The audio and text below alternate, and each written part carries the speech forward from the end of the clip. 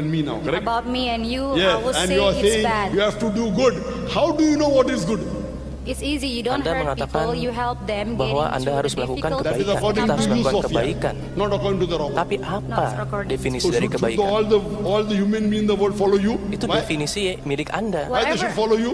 Whatever it suits you to be a good person. That's what I'm telling you when you're driving a car. बिस्मिल्लाहिर्रहमानिर्रहीम अस्सलामु अलैकुम दोस्तों। Doctor Zakir Naik से सवाल करने वाली इस इंडोनेशियन खातून ने कहा था कि वो पहले दीन इस्लाम पर अमल करती थी और वो एक मुसलमान घर में पैदा हुई, मगर अब वो दीन इस्लाम पर अमल नहीं करती, ना ही इस पर यकीन रखती है, क्योंकि उसे लगता है कि दीन इस्लाम में तबलीग के नाम पर, दावत के नाम पर तबाही फैलाई जा रही है।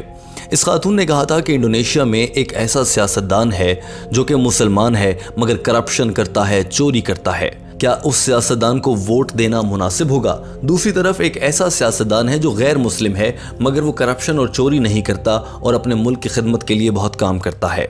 इस सूरत में किसे वोट देना चाहिए? डॉक्टर जाकिर नाइक ने जवाब में सबसे पहले तो ये कहा कि मेरी बहन, तबलीग करने को या दावत देने को आप तबाही नहीं कह सकती, बल्कि वो मुसलमान जिनके पास दीन इस्लाम की रोशनी है वो तबलीग ना करें तो वो तबाह हो जाएंगे, लिहाजा तबलीग करना बहुत ज़रूरी है। डॉक्टर जाकिर नाइक ने इस खातून को दीन इस्लाम कबूल करवाने की कोशिश भी की और इसे दीन इस्लाम की दावत दी, मगर ये खातून इतनी ज़िद्दी हो चुकी थी कि ये बदतमीज़ी पर उतर आई। वीडियो में आगे चलकर हम इस पर भी बात करेंगे।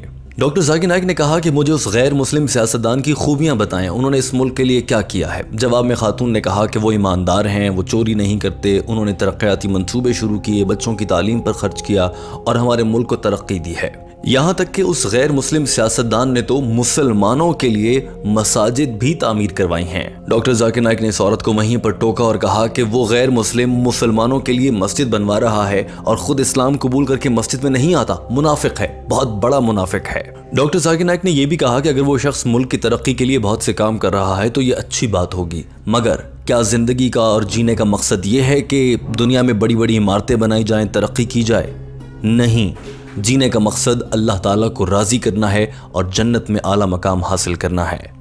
कुरान पाक की सूरह असर में अल्लाह ताला ने इरशाद फरमाया है, ये दौलत तुम्हें कामयाबी नहीं देगी, ये इमारतें बनाना तुम्हें कामयाबी नहीं देगी, ये तरक्की कर लेना तुम्हें कामयाबी नहीं देगी, सड़कें तामीर कर लेना कामयाबी नहीं देगा, कामयाबी जो देगा वो ईमान है। डॉक्टर जाकिर नाइक ने इस खातून से कहा कि मुझे ये बताएं, क्या जन्नत में आला मकाम हासिल करना अच्छा है या फिर इस दुनिया में एक छोटा सा कोई घर बना लेना बड़ी कामयाबी है? जवाब में इस खातून ने कहा कि मैं घर की बात नहीं कर रही, मैं ये कह रही हूँ कि कम से कम मेरे बच्चों को आला तालीम तो मिले, मेरे बच्चों को अच्छा माहौल तो मिले, हमारे मुल्क में बुनियादी सहूलियात तो मिले। डॉक्टर जाकिर नाइक ने कहा कि चलें ये कर लेते हैं, आपका बच्चा मिसाल के तौर पर पढ़ लिख के डॉक्टर बन जाता है। आपको मालूम है मैं एक मेडिकल डॉक्टर हूँ, मुझे लगा कि डॉक्टरी पढ़नी चाहिए, मैं डॉक्टर बन गया, मगर उसके बाद मुझे मालूम हुआ असल काम डॉक्टर बनना नहीं। डॉक्टर बनने से लोगों की खिदमत तो होती है, लेकिन जो हकीकी खिदमत है वो तबलीग इस्लाम में है। मैं अपनी डॉक्टरी शॉक्टरी सारी छोड़ छाड़ कर आज दीन इस्लाम की तबलीग कर रहा हूँ। डॉक्टर जाकिर नाइक ने कहा कि अगर आपको किसी भी मौके पर एक मुसलमान सियासतदान या गैर मुस्लिम सियासतदान में से किसी का इंतखाब करना पड़े तो कुरान पाक ये कहता है कि मुसलमान सियासतदान का इंतखाब करें, क्योंकि अगर आपने गैर मुस्लिम का इंतखाब किया तो अल्लाह कभी भी आपकी मदद नहीं करेगा। जब डॉक्टर जाकिर नाइक इस खातून पर यह वाज़े कर चुके कि आप किसी गैर मुस्लिम लीडर का इंतखाब नहीं कर सकती, तो उसके बाद डॉक्टर जाकिर नाइक ने सोचा कि क्यों ना इस खातून को दीन इस्लाम की जानिब लाया जाए। और डॉक्टर जाकिर नाइक ने इस खातून से सवाल कर दिया, मेरी बहन, क्या आप एक अल्लाह पर यकीन रखती हैं? इस खातून ने कहा कि मैं खुदा पर तो नहीं, अलबत्ता दुनिया को बनाने वाले पर यकीन रखती हूँ। डॉक्टर जाकिर नाइक ने कहा कि दुनिया को बनाने वाले को दरअसल अल्लाह कहते हैं। डॉक्टर जाकिर नाइक ने इस खातून से पूछा कि फिर आपके ख्याल से दुनिया को बनाने वाला एक है या एक से ज़्यादा है? जवाब में इस खातून ने कहा कि मैं इस पर कुछ वाज़ेह जवाब नहीं दे सकती, मैं अभी तहकीक कर रही हूँ, मैं पढ़ रही हूँ। डॉक्टर जाकिर नाइक ने पूछा कि आपकी उम्र कितने साल है? इस खातून ने कहा कि 35 साल। डॉक्टर जाकिर नाइक ने जवाब में कहा कि 35 साल गुजर गए, अब तक आपकी तहकीक मुकम्मल नहीं हो पाई।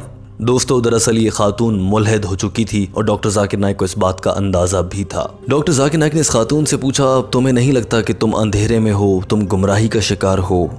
डॉक्टर जाकिर नाइक ने इस खातून से पूछा कि अच्छा, आपके ख्याल से जिस खुदा को आप मानती हैं, जिसे आप क्रिएटर या दुनिया का बनाने वाला कह रही हैं, वो कैसा है? जवाब में इस खातून ने कहा कि मुझे ऐसा लगता है कि वह ताकतवर है। डॉक्टर जाकिर नाइक ने जवाब में कहा कि दुनिया को बनाने वाले उस ताकतवर क्रिएटर के पास कोई ऐसी इंस्ट्रक्शन मैनुअल तो होगा जिसे उसने इंसानों को दिया होगा कि ये पढ़ो और इससे हिदायत हासिल करो। डॉक्टर जाकिर नाइक ने कहा कि दुनिया में किसी भी चीज़ को बनाने वाला उसके साथ एक इंस्ट्रक्शन मैनुअल भेजता है, यानी कि उस चीज़ को इस्तेमाल करने के लिए। मिसाल के तौर पर अगर आप एक नई वॉशिंग मशीन भी खरीदते हैं तो उसके साथ एक छोटी सी किताब आती है जिसमें लिखा होता है कि इसे कैसे इस्तेमाल करना है। इसी तरह से दुनिया को बनाने वाले ने इंसान को बनाया है। इंसान सबसे पेचीदा मशीन है, तो इंसान को कैसे इस्तेमाल करना है, इंसान ने अपनी ज़िंदगी कैसे जीनी है, उसके लिए कोई छोटी सी किताब तो बनाने वाले ने साथ भेजी होगी। इस खातून ने कहा जी हाँ, ऐसा हो सकता है। तो डॉक्टर जाकिर नाइक ने पूछा कि बताएं फिर आपने उस किताब की तलाश की कोशिश की है, वो किताब कौन सी है? दरअसल डॉक्टर जाकिर नाइक का इशारा कुरान पाक की जानिब था। डॉक्टर जाकिर नाइक ने पूछा कि आपको वो किताब मिली है? तो जवाब में इस खातून ने ढिठाई से मुस्कुराते हुए कहा नहीं, मुझे नहीं मिली। डॉक्टर जाकिर नाइक ने इस खातून की ढिठाई को देखते हुए कुरान मजीद को हाथ में उठाया और बताया कि मेरी बहन, ये है वो किताब जिस पर अमल करना है और हम इंसानों को अपनी ज़िंदगी जीनी है। इस मुल्हिद खातून से डॉक्टर जाकिर नाइक ने कहा कि पहले आप मुसलमान थी, आपने कुरान मजीद को पढ़ा है? इसने कहा कि मैंने कुछ हद तक पढ़ा है। डॉक्टर जाकिर नाइक ने पूछा कि इस कुरान मजीद को आपने पढ़ा है तो आपको इसके कोई एक हिस्सा याद होगा, वो मुझे बता दीजिए कि आपने क्या पढ़ा। इस खातून ने कहा कि मैंने कुरान मजीद में पढ़ा है कि अगर आप कुरान पाक पर यकीन ना करें तो आप मुशरिक हो जाते हैं और आप खुदा को धोखा देने के मुतरादिफ गुनाह कर रहे होते हैं। और इस कुरान पाक में ये भी लिखा है कि मुसलमान जन्नत में और सारे काफिर या मुशरिक जहन्नुम में जाएंगे। इस खातून ने कहा कि मुझे नहीं लगता कि खुदा ऐसा खुद गर्ज हो सकता है जैसे इस कुरान पाक में लिखा गया है कि सिर्फ अपने ही मानने वालों को जन्नत और अपने ना मानने वालों को जहन्नुम में भेज दे। मेरे ख्याल से इंसान को वो करना चाहिए जो उसके दिल को लगे कि वो ठीक है और वो नेकी है, वो अच्छा काम है। डॉक्टर जाकिर नाइक ने कहा कि हो सकता है कि वो काम आपके ख्याल से अच्छा हो मगर मेरे ख्याल से अच्छा ना हो। जैसा कि मिसाल के तौर पर दुनिया में इस वक्त 7.5 अरब लोग मौजूद हैं। अगर हर कोई अपने हिसाब से फैसला करे कि ये अच्छा और ये बुरा है तो फिर तो 7.5 अरब लोगों के अपने अपने फैसले सामने आएंगे और उससे दुनिया में तबाही मच जाएगी। मिसाल के तौर पर अगर कोई डाके डालता है तो वो बोलेगा मेरे ख्याल से डाके डालना बिल्कुल ठीक है, मेरे बच्चों को पैसों की ज़रूरत थी, मैंने किसी से छीन लिए, तो यूं तो दुनिया जहन्नुम बन जाएगी। डॉक्टर जाकिर नाइक ने कहा कि हर कोई अपने हिसाब से ज़िंदगी नहीं जी सकता है। मिसाल के तौर पर पाकिस्तान, भारत या कुछ ममालिक में गाड़ी को दाएं जानिब से चलाया जाता है, बाहर के ममालिक में गाड़ी को बाएं जानिब बैठकर चलाया जाता है। डॉक्टर जाकिर नाइक ने इस मुल्हिद खातून को मुखातिब होते हुए कहा कि अब अगर आप इंडोनेशिया से भारत में आएँ और गाड़ी ड्राइव करना शुरू करें तो आप बोलेंगी नहीं, मैं बाएं जानिब ही चलाऊंगी क्योंकि हमारे मुल्क में ऐसा होता है। तो ऐसा नहीं हो सकता। इस खातून ने डॉक्टर जाकिर नाइक की बात को काटते हुए कहा कि जी हाँ, बिल्कुल आप ठीक कह रहे हैं, हर मुल्क के अपने कुछ कवानीन होते हैं, उन पर अमल करना होता है। डॉक्टर जाकिर नाइक ने यहीं से जुमला उठाया और कहा कवानीन, ये कुरान मजीद है जो इंसान को जीने के कवानीन सिखाता है, जीने के ढंग और उसूल सिखाता है। तो यानी कि जब आप इंडोनेशिया में हैं तो आपको इंडोनेशिया के कवानीन मानने हैं, जब आप भारत में हैं तो भारत के कवानीन मानने हैं, मगर कवानीन मानना बहुत ज़रूरी है और वो कवानीन आपको इंसानों के लिए कुरान मजीद से ही मिलते हैं। डॉक्टर जाकिर नाइक ने इस खातून से मुखातिब होते हुए कहा कि मैंने आप पर हर तरह से वाज़ेह कर दिया है कि दुनिया में ज़िंदगी जीने के लिए एक किताब की रहनुमाई की ज़रूरत है और वो किताब की रहनुमाई कुरान मजीद से मिलती है और कुरान मजीद दरअसल उसी शख्सियत या हस्ती की नाजिल करदा किताब है जिसने हमें बनाया है। अब आपको ये बात समझ लेना चाहिए और मेरा आपको मशवरा है कि आप कुरान मजीद को गौर से पढ़ें। आप इस्लाम छोड़ चुके हैं, इसका मुझे बहुत अफसोस है। डॉक्टर जाकिर नाइक ने कहा कि मैं बैनुल मज़ाहिब मुताले का तालिब इल्म हूँ और मैंने सब मज़ाहिब को पढ़ा है। कुरान मजीद के मुकाबले में कोई एक किताब ऐसी नहीं जो इतनी वाज़ेह हो। वेदा, बाइबल या दीगर तमाम तर किताबें जो हैं वो कुरान मजीद के बराबर की किसी सूरत नहीं हो सकती।